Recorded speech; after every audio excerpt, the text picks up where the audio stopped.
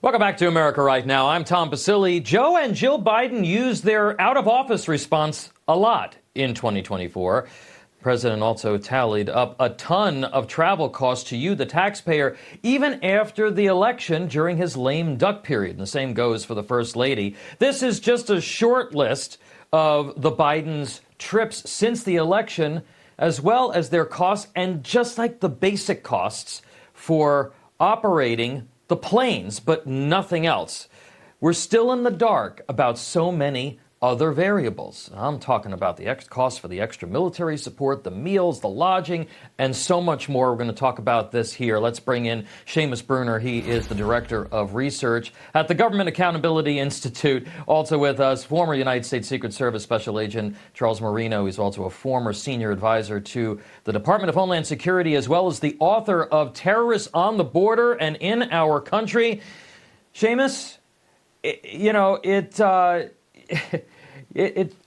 don't understand. He spent 570 days on vacation as president, and now he's got, they've been doing this goodbye tour, and both Jill and Joe Biden have been all over the world.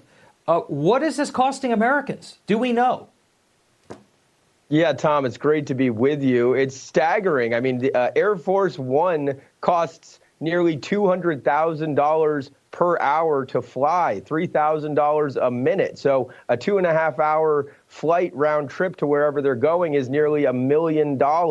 And that, like you mentioned, doesn't include all the Secret Service accommodations for Secret Service travel costs. It's a staggering amount of money. And then just the sheer volume. I mean, 570 days out of 4 years. That's 12 times what the average American gets to spend on vacation. It would take the average American 48 years to rack up the number of vacations that Joe Biden has done in just 4 short years. It is amazing, Charles. There are costs that we know, like what Seamus was saying. We know how much it costs to operate Air Force One and Air Force Two at a very basic level. But there are also, and let's put these up, they're all the scroll up, there are also a lot of costs that we don't know about for various reasons. And talk to us about those. Well, there are. Well, first off, let's talk about the family members who are usually accompanying the president and first lady on many of these trips, and the rule that those trips are usually supposed to be reimbursable, as these family members don't typically play what is called an official role during these visits. So I'd be very interested to see if the U.S. taxpayers are getting any money back from the Biden family. That definitely is something that should be checked out. As far as these other hidden costs, this is a logistical nightmare, as we were just talking about. You're talking about helicopters. You're talking about several packages of motorcades. You're talking about vehicle leasing, hotel rooms, per diem. I mean, the list goes on. And this just isn't for the Secret Service or the military. Yeah. This is for the White House staff. This is for a whole ensemble of people that need to come together to support a presidential trip.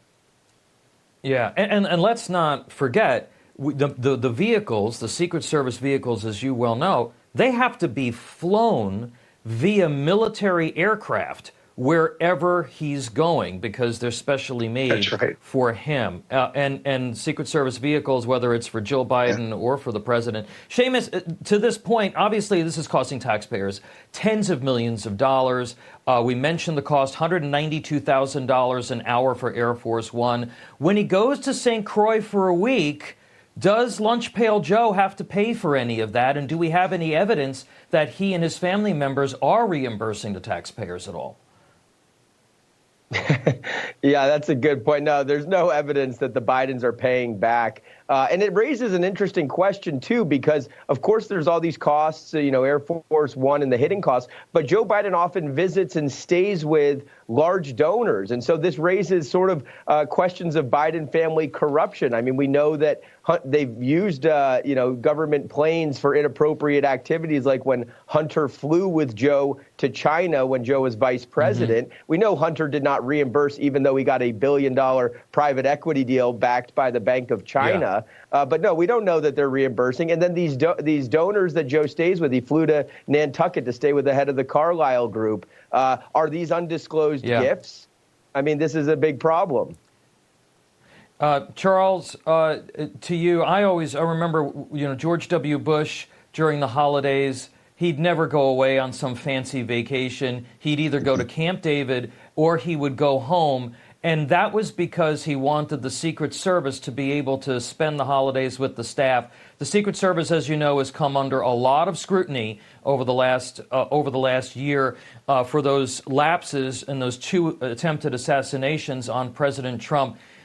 Does all of this, going to St. Croix and flying around for no apparent reason, how much does this stress the agency and strain the agency's resources? Well, I would say an individual president or vice president's travel schedule certainly impacts the manpower and the amount of time that agents are away from home. So, that varies. There certainly is never an expectation within the Secret Service that somebody that they protect is going to be willing to stay home on a major holiday so those agents can spend time with their own families. It kind of comes with the nature of the job, right? It's kind of the second page in the brochure that says you may not be home for major holidays and birthdays. Right. But with that in mind, it was always nice to know that the Bush family, for example, were thinking in the back of their mind, hey, let's make it a lot easier if we can for the agents to be home for these major milestones. So every little bit helps, especially now where you've got an agency that's really down in the dumps in morale, strained beyond belief, and really facing an unprecedented organization. All right, Seamus, I've got to wrap. Do you have any estimate? Just give me a number of what this, just post-election, what this has cost us. Just give me real quick. Yeah, I mean, I'd say close to $10 million. I mean, that's just the plane, though, not everything else. Yeah, so it's got to be, it's got to be easily double or triple that. Yes. All right, guys, we're going to leave it there. And I thought the Republicans were supposed to be the elitists, right?